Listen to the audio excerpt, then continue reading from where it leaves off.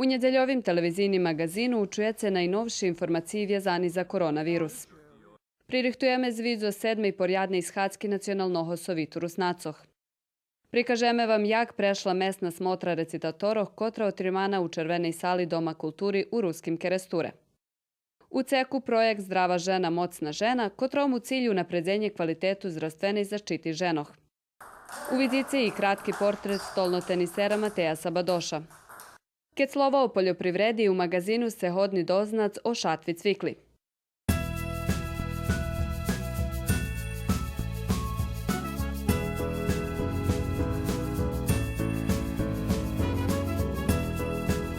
Televizijni magazin na njedzelju na 20 hodzin.